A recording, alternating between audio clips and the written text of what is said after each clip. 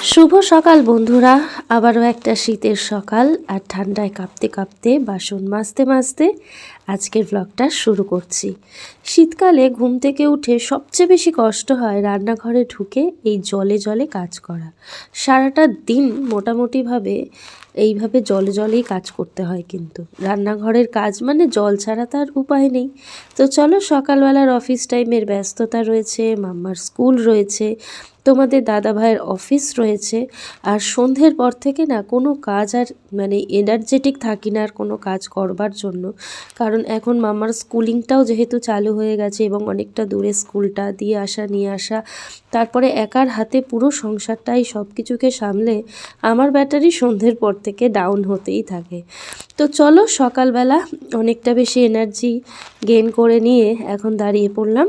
এই সমস্ত tiffin box বা যা যা রয়েছে সকালের দিকে মাজার, এগুলো মাজতে থাকি আর তোমরা দেখতে থাকো কিন্তু আমার ব্লগটা।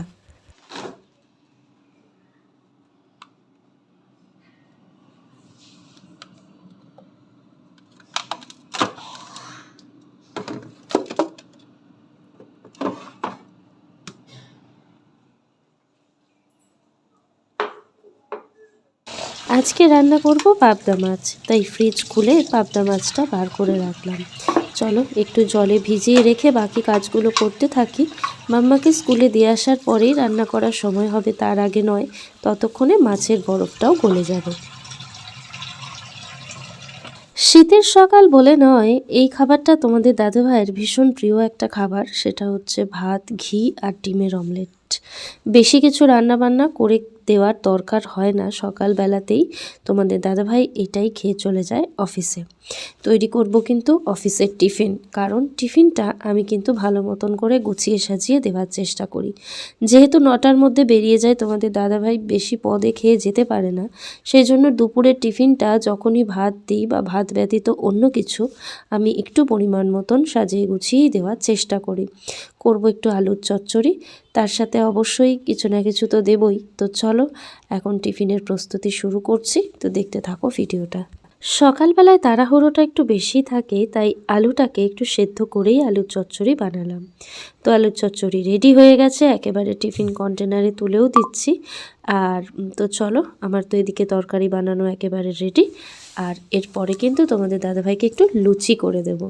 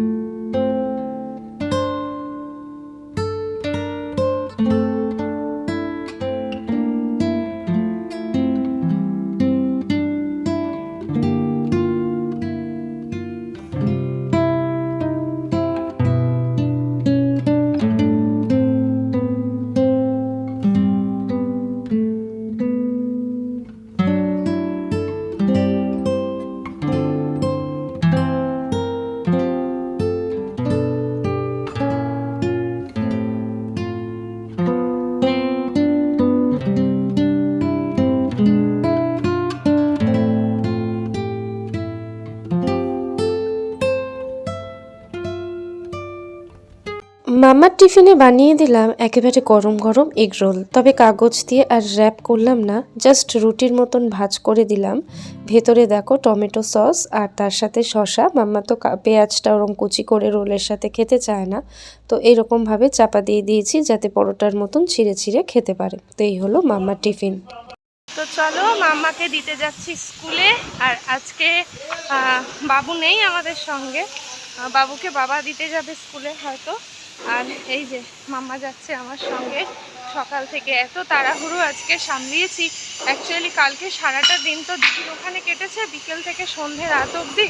তারপরে মায়ের কাছে গেছিলাম সন্ধ্যাবেলার পর, তো সেই জন্য না কোনো কাজকর্ম আজকে এগিয়ে রাখতে পারিনি। তো যা করেছি সকাল থেকে, আমার নাকে চাপা দাও, খুব ধুলো উঠছে, এখানে কাজ চলছে তো মেট্রোর, ভীষণ ধুলো। এই রাস্তাটা শীতকালে এমনি খুব ড্রাই হয়। সামনে অটো স্ট্যান্ড, 10টা 15-20 হয়ে গেছে। মাম্মার মলাটও কিনলাম, আগের দিন একটাই বই মলাট হয়েছে। বাড়ি গিয়ে যদি পারি একটু বইগুলো মলাট দিয়ে নেবো, খাতাগুলো মলাট দিয়ে নেবো। তো চলো আর কথা না বাড়িয়ে উঠি এখন অটোতে। বাড়িতে এসেই সোজা খাওয়া দাওয়া কমপ্লিট করে মানে ব্রেকফাস্ট করে তো মাম্মার কাছে নিয়ে যেতে পারি না মাম্মাকে। তো এখন কিন্তু মাছের ঝোল বসিয়ে দিয়েছি, একটু সর্ষে পোস্ত দিয়ে পাবদা মাছ করব।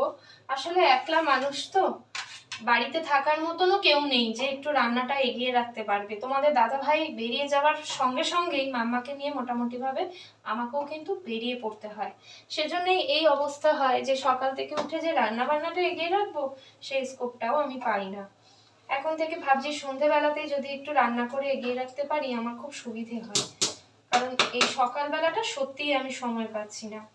তো চলো একটু ধনেপাতাও দিয়ে দিলাম, পাবদা মাছ সর্ষে বাটার সাথে একটু ধনেপাতার স্মেলটা বেশ ভালোই লাগে। তো ঝোলটা একটু ফুটুক, ফুটলে মাছগুলোকে দিয়ে আবার নামিয়ে নেব। তো চলো দেখতে থাকো।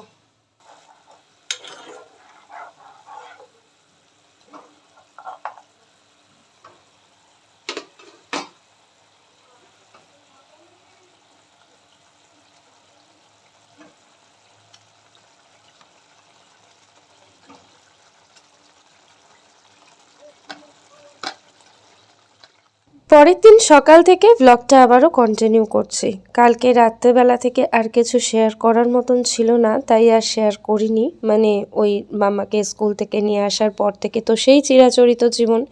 তাই পরের দিন সকালবেলা ঘুম থেকে উঠে আবার বসে পড়েছি সবজিপত্র কাটতে। আর আজকে রয়েছে মাম্মার স্কুলে প্যারেন্ট টিচার্স মিটিং। তো সেই জন্য তোমাদের দাদাভাই আজকে কিন্তু ছুটি নিয়েছে, কারণ মাম্মার স্কুলে এটা প্রথম মিটিং। তো চলো আমি একটু কেটে কুটে যতটাই গিয়ে রাখতে পারবো ততটাই ভালো। আর আজকের ব্লগটাও তোমরা দেখতে থাকো।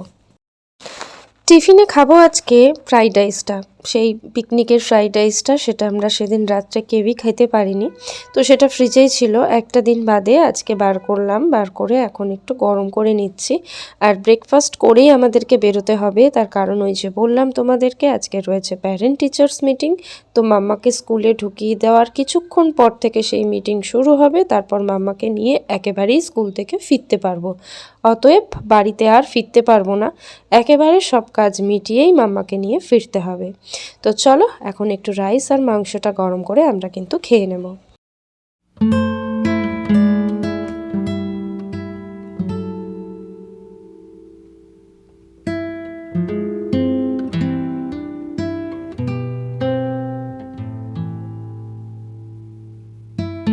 চলো খাবারটা সার্ভ করে নিয়েছি।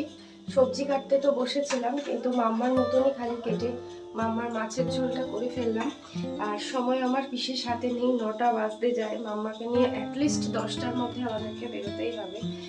আর ওই যে বেরোবো আর ফিরতে পারবো না, তো সেই জন্য ব্রেকফাস্ট করেই যাচ্ছি। তো দেখো কালকে রাতে তো কিচ্ছু খেতে পারিনি, সেগুলোকে আজকে সকালে গরম করলাম। আর এই আমার ফ্রাইড রাইস আর চিকেনটাও এখানে সার্ভ করে নিয়েছি, তোমাদের দাদাভাইকেও দিয়ে দিয়েছি খেতে। তো চলো এখন ব্রেকফাস্টটা করে উঠে পড়েছি আমরা রিক্সাতে। এই যে মামা দাদা, এদের তাকাও মামা, এই যে মামা বসেছে দাদাভাই বলে। আর আমি না গেলেও আজকে হতো, কিন্তু মানে যাওয়ার সময়টাই অন্তত। কিন্তু একজনের বই আছে, মামার একটা বন্ধুর দুটো বই আছে, সেই বন্ধুটিকে আবার তোমাদের দাদাভাই চেনে না, তাকে আজকে ফেরত দিতে হবে বইগুলো। তো সেই জন্য আমাকেও যেতে হচ্ছে। আর বুঝতেই পারছো আমার গলার আওয়াজ শুনে যে আমার কি সাংঘাতিক পরিমাণে ঠান্ডা লেগেছে। 12:30 থেকে রয়েছে গার্জেন্স মিটিং তোমাদের দাদাভাইকে, সেজন্যই আমি আজকে আর যেতে দিইনি, কারণ কালকে এতটাই অসুস্থ ছিলাম, তার মধ্যে পিকনিক ছিল। তো সব কিছু মিলিয়ে আজকে দাদাভাই যদি যেত অফিসে আমি আর কুল কিনারা করতে পারতাম না। তো সেই জন্যই একবারে বেরিয়ে গেলাম। তো চলো যাওয়া যাক, সঙ্গে থাকো। সময় আর মোটে কাটছে না, দেখো কি সুন্দর পুকুর পাড়। তবুও তোমাদের দাদাভাই সঙ্গে আছে বলে নিরালায় নিভৃতে দুজনে মিলে ঘুরে ঘুরে বেশ কিছুটা সময়, কাজের সময় কাটাচ্ছি। মানে মাথায় কিন্তু কাজের চিন্তাই হয়ে আছে যে যদি বাড়িতে যেতে পারতাম এই সময়ের মধ্যে আমার রান্না বান্না সব কিছুই হয়ে যেত। তো কি সুন্দর দেখো পুকুরটা। অনেকক্ষণ বসেছিলাম ওই বাড়িটার নিচে, একটা মানে নির্মীয়মান একটা ফ্ল্যাট ওখানে হয়ে আছে, সেই ফ্ল্যাটটার নিচে বেশ কিছুক্ষণ বসেছিলাম, তারপর আর ইচ্ছা করলো না। এখানটা বেশ সুন্দর, চারিদিকে দেখো গাছপালা, পুকুর। এই জায়গাটাতে আমি আর তোমাদের দাদাভাই, এই যে তোমাদের দাদাভাইও রয়েছে দেখো, এই যে দুজনে মিলে এই জায়গাটাতে একটু হেঁটে হেঁটে সময় কিল করছি, আর কিছুই না। এখনো কতক্ষণ বাকি? 10 মিনিট বাকি। ও, আর 10 মিনিট মতন বাকি আছে, 12:30 বাজবে। তাহলে চলো এবার স্কুলের সামনেই যাই। অনেকটা হাঁটতে হাঁটতে চলে এসেছি ভেতরের দিকে। কোথায় গো? হ্যাঁ হ্যাঁ, চলো এক জায়গায় অনেকগুলো স্কুল। হ্যাঁ চলো যাই, দিয়ে এবার স্কুলের গেটের বাইরেই অপেক্ষা করি। 12:30 থেকে মিটিং শুরু হবে। তো চলো, মাম্মার স্কুল ছুটি হয়ে গেছে, আর আজকে ড্রয়িং কম্পিটিশন হয়েছিল একটু বড় ক্লাসের। তো তারা যারা যা পেয়েছে একটা করে ফুলের গাছ দিয়েছে ট্রি প্ল্যান্টেশনের জন্যে, কিন্তু মাম্মা যেহেতু পায়নি সেজন্য মাম্মার খুব দুঃখ হয়েছে যে মাম্মাদের ক্লাসে হয়নি, অ্যাকচুয়ালি ওটা একটু উঁচু ক্লাসের হয়েছিল। তো সকলের হাতে ফুলের চারা দেখে মাম্মার বড় ইচ্ছে হয়েছে ফুলের চারা কেনা। তো এখন মাম্মা যাচ্ছে, এই যে দেখো স্কুল ছুটি হয়ে গেছে, গাছ কিনতে। তো চলো মাম্মাকে একটু মন ভোলানোর জন্যে একটা গাছ কিনে দিই। তো সেই জন্যে আমরা স্কুল থেকে চলে এসেছি এখন স্টেশনে। স্টেশনটা টপকে যাবো গোড়া বাজারের দিকে। তো দেখি কি গাছ পাওয়া যায়। মাম্মা তুমি কি গাছ কিনবে? কি গাছ কিনবে? চলো দেখি, মাম্মা দেখে তারপর ডিসাইড করবে।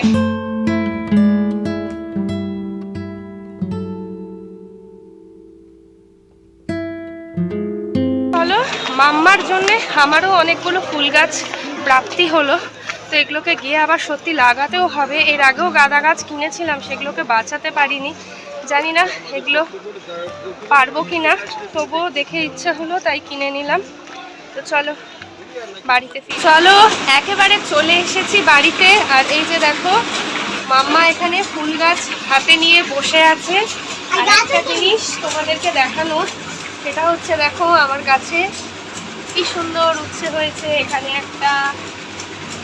একটা উচ্ছে হয়েছে। তো এগুলো না এর থেকে আর বড় সাইজ হবে না, তাই জন্য আর অপেক্ষা না করে এরপর পেকে যাবে। দেখো এখানেও একটা হয়েছে, এগুলোকে আমি পেরে নেব আজকে। এখানে একটা হচ্ছে, অনেকগুলো উচ্ছে এখনো ধরে আছে, তবে যেগুলো পেরে নেওয়ার সেগুলোকে পেরে নেব। তো চলো নিজের হাতে নিজের, আচ্ছা তুমি ছিড়বে?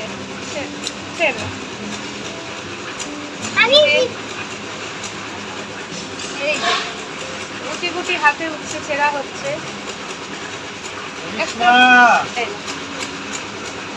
তো আপাতত 3টে বড় হয়েছিল, 3টেকে ছিঁড়লাম। আর বাকিগুলো যখন বড় হবে তখনই করব। আওয়াজ আসছে খুব, তার কারণ এই পেছন দিকটার ফাঁকা জমি আছে দেখো। হ্যাঁ, ওই পেছন দিকটাতে এখন ফ্ল্যাট হচ্ছে, তার কাজ চলছে। আর চলো এখন আমি গাছগুলোকে পুঁতে ফেলি। চলো গাছগুলোকে পুঁতি। 4টে গাছ কিনে নিয়ে এসেছি, 2টো গাঁদা ফুলের গাছ আর 2টো এরকম ক্যালেন্ডুলা। এগুলো সম্ভবত ক্যালেন্ডুলাই বলে হয়তো, শীতের গাছ। তো এর ঠিক আগের যে ডেলি ভ্লগটা তোমরা পেয়েছিলে, সেখানে আমি বলেছিলাম যে বাবু কেন ক্যামেরার সামনে আসতে চায় না, ভিডিও করতে চায় না কেন। তো সেটার তো কারণ আমি তোমাদেরকে ব্যক্ত করেইছি যে আমার আর ওর চ্যালেঞ্জ ভিডিওগুলো নিয়ে অনেক বাজেভাবে মিম বা রোস্টিংও হয়েছে আমাদেরকে নিয়ে। তো তাতে তোমরা অনেকেই আমাকে বলেছো দিদি যে তোমার ভিডিও দেখতে, আপনার ভিডিও দেখতে ভীষণ ভালো লাগে, আপনি ভিডিওগুলো সেভাবেই বানান। কে কী বললো তাতে কান দেবেন না। আমি নিজেও সেটা জানি যে সোশ্যাল মিডিয়ায় আসলে পরে নিন্দুকের মুখকে কখনোই থামানো যায় না, ওদের রুটি রুজি সেখান থেকেই। কিন্তু বিশ্বাস করো, আমি একটা উত্তর তাকে দিয়ে এসেছিলাম যে তুই আমাকে নিয়ে, তুই বলেই সম্বোধন করেছি আমি তোমাদেরকে। আজকে পরিষ্কার সত্যিটা, একদম ব্যক্তিগত একটা সত্যি তুলে ধরছি যে তুই হয়তো আমাকে নিয়ে ভিডিও বানিয়ে অনেক টাকা কামাচ্ছিস ঠিকই, কিন্তু সেই টাকায় তুই তোর আপনজনের শ্রাদ্ধ করবি। আবারও আমার চ্যানেলে আমি এটা তোমাদের সামনে শেয়ার করলাম। তোমরা আমাকে অনেকে অনেক কিছুই ভাবতে পারো এই কথাটা বলার জন্যে, কিন্তু আমার যে মোটিভটা ছিল না, সেই মোটিভটাকে যদি কেউ দর্শকের সামনে এসে তুলে ধরার চেষ্টা করে, তাহলে আমাকে তো আমার মতন উত্তরটা দিতেই হবে। আমি জানি না যে আমার এই আশীর্বাদটা তার জীবনে কতটা কাজে লেগেছে, তবে মানুষকে নিয়ে যারা সমালোচনা করে এইভাবে ব্যক্তিগত উপার্জন বা রোজগারের পথ বেছে নিয়েছে, আমার মনে হয় তারা ব্যক্তিগত জীবনে যেভাবেই হোক না কেন খুব একটা সুখী থাকার কথা নয়, এবং থাকেও না, এটা আমার বিশ্বাস। তাই এত বড় কথাটা আমি তাকে কিন্তু কমেন্টের মাধ্যমে জানিয়ে এসেছিলাম। আজকে এটা বলছি তোমাদেরকে। তো চলো, আমারও গাছ পোতা হয়ে গেছে, তো তোমরা দেখতে থাকো ভিডিওটা।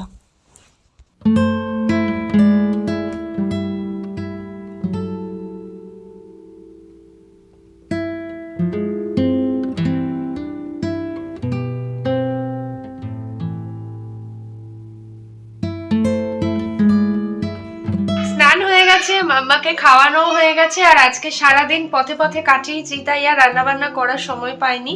আর মাম্মাকে নিয়ে ফেরার পথে একটা ছোট্ট ভাতের হোটেল থেকে একটুখানি খাবার নিয়ে এসেছি। তো চলো কি কি নিয়ে এসেছি। মাছ ভাতে নিয়ে এসেছি, কারণ চিকেন অলরেডি রয়েছে কালকে পিকনিকে, সেটাই খাবো। তো চলো কি কি রান্না নিয়ে এসেছি সেটা একবার দেখাই তোমাদেরকে। তো দেখো, এখানে দিয়েছে ভাত আর আলুর চোখাটা, যেহেতু ভাতেই বসিয়ে দিয়েছিল সেই জন্য চোখাটায় ভাত লেগে গেছে। এখানে আমারটা রয়েছে, এখানে তোমাদের দাদা ভাই দিয়েছে দেখো মুসুরির ডাল, পাতলা মুসুরির ডাল, তার সাথেই হচ্ছে আলুর চোখাটা।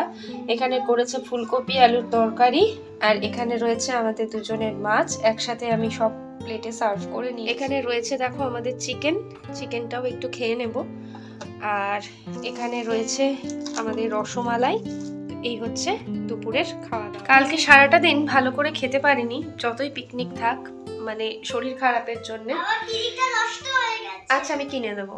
বিকেলে মাম্মাকে পড়তে দিতে যাব, নতুন একটা ম্যামের কাছে গিয়ে পড়তে যাওয়া।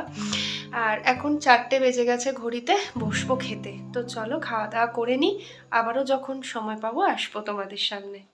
গুড ইভিনিং ফ্রেন্ডস, সন্ধেবেলা মাম্মাকে পড়তে দিতে যাচ্ছি। আজকে থেকে মাম্মার প্রথম পড়তে যাওয়া, তো দুদিনের ব্লগ একসাথে তোমাদের সাথে শেয়ার করেছি। আশা করি ভালো লেগেছে। যদি ভালো লাগে লাইক শেয়ার কমেন্ট করে পাশে থেকো। আর যারা চ্যানেলে আজকে প্রথমবার ভিডিওটা, তারা প্লিজ চ্যানেলটাকে সাবস্ক্রাইব করো। তো চলো, টাটা।